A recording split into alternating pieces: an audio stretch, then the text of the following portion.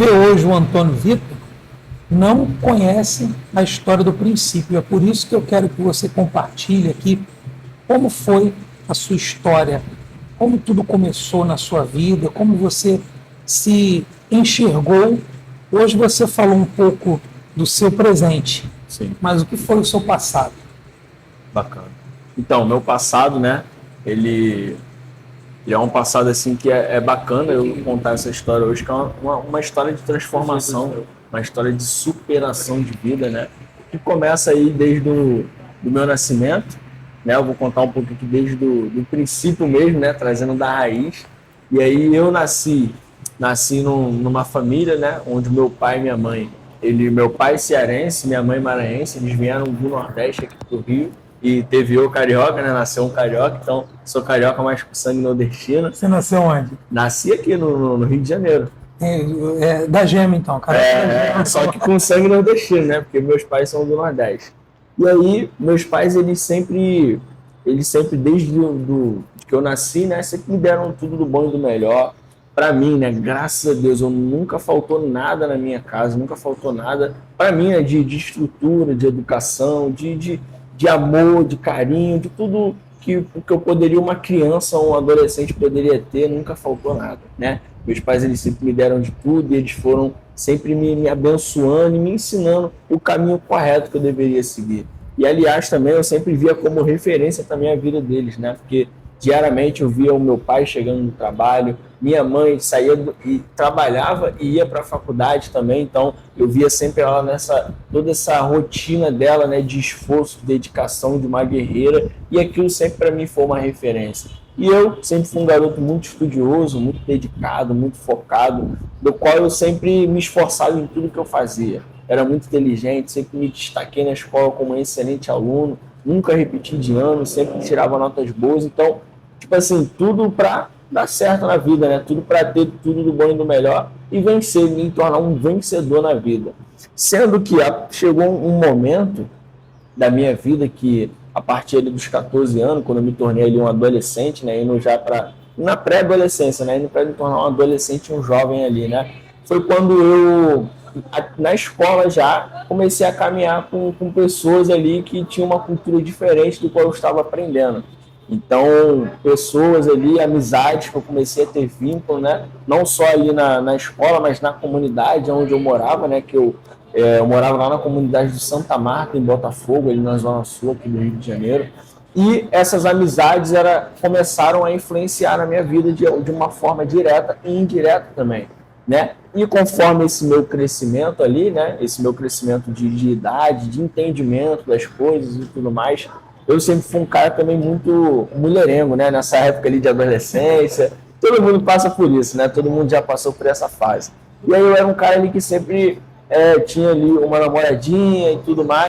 Comecei a ter o desejo de poder sair com aquelas meninas, de poder também ter coisas que meus amigos tinham. Comecei a criar esse desejo, né, de ter coisas que eu não tinha antes. De que mesmo os meus pais me dando todo o suporte, toda a estrutura que eles já estavam me dando, aquilo para mim era uma necessidade, ter aquilo que eu queria ter, porque eu queria ter. E poder sair com as meninas que eu queria sair. Então, isso me gerou o desejo de ter recurso financeiro para poder fazer isso, né? Que os meus pais, eles me ajudavam, me davam ali um certo suporte, né? Mas eu queria uma coisa, algo a mais. Queria além, né? Queria além daquilo que eu já tinha, né? Queria mais. Pois é, Antônio Vitor, normalmente, eu tenho certeza que agora muitos pais estão nos assistindo e sempre foram bons pais, fizeram de tudo para os seus filhos, que quando você começou a relatar a sua história, foi exatamente o que os seus pais fizeram por você.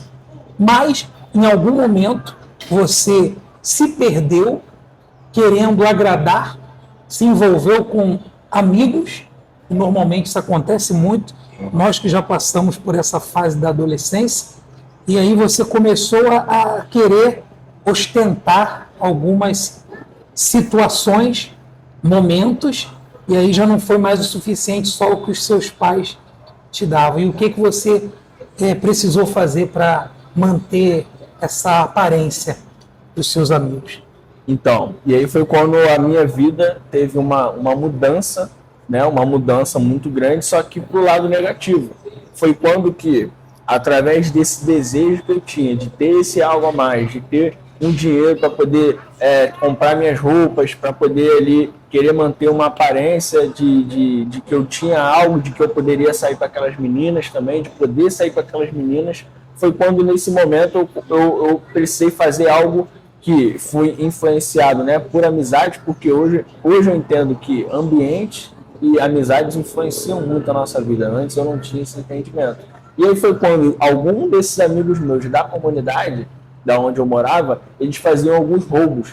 E foi quando eu me inseri também junto com aqueles meus amigos naqueles roubos que eles faziam. Roubos de celulares, roubos de telefone. E ali eu me inseri comecei a me inserir naquele mundo ali em busca de ganhar um dinheiro de forma o quê? Prática e rápida e acessível, só que de forma ilícita.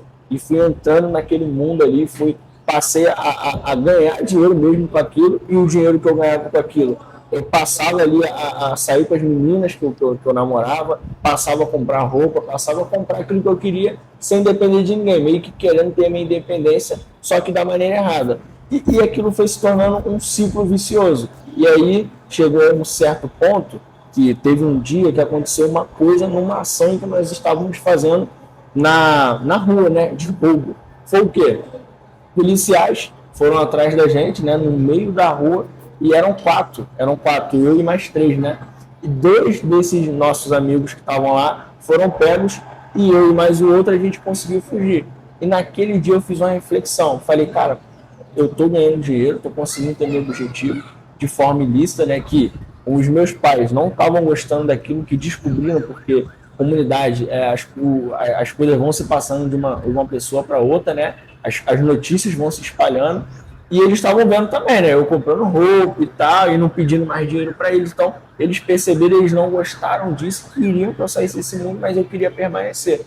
E quando eu fiz essa reflexão, estava passando ali pelaquele dia ali que os dois meninos foram pegos e eu fiquei livre junto com o outro rapaz, eu falei, cara, na rua é muito perigoso.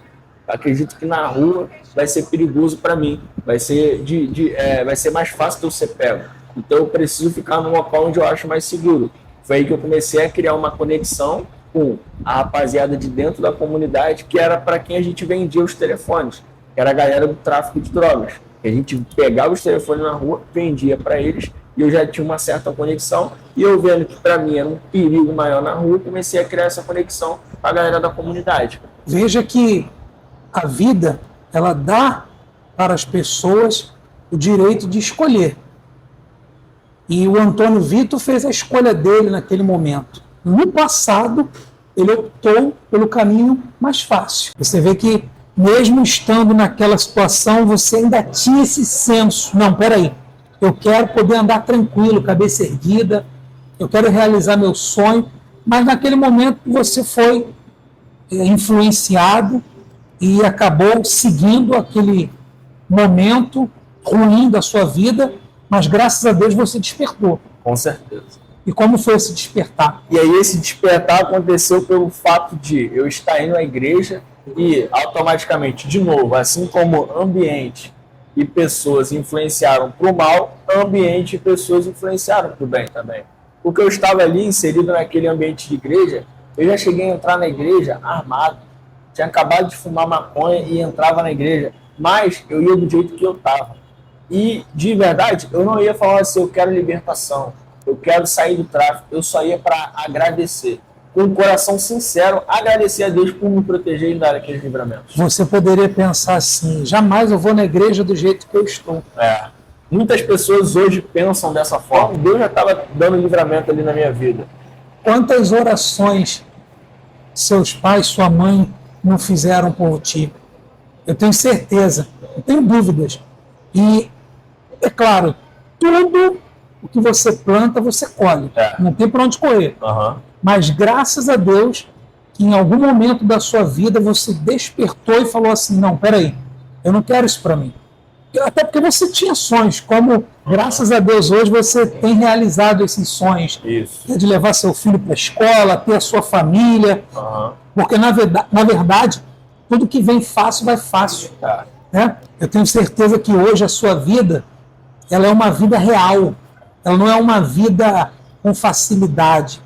Você vê que mesmo estando naquela situação, você ainda tinha esse senso, não, peraí, eu quero poder andar tranquilo, cabeça erguida, eu quero realizar meu sonho, mas naquele momento você foi influenciado e acabou seguindo aquele momento ruim da sua vida, mas graças a Deus você despertou. Com certeza.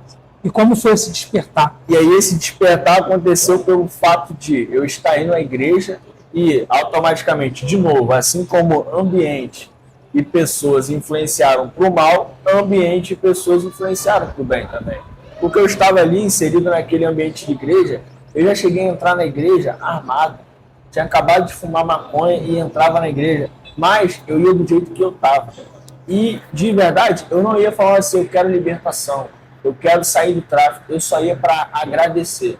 Com um coração sincero, agradecer a Deus por me proteger e dar aqueles livramentos. Acredito que Deus, ele teve as formas de trabalhar na minha vida.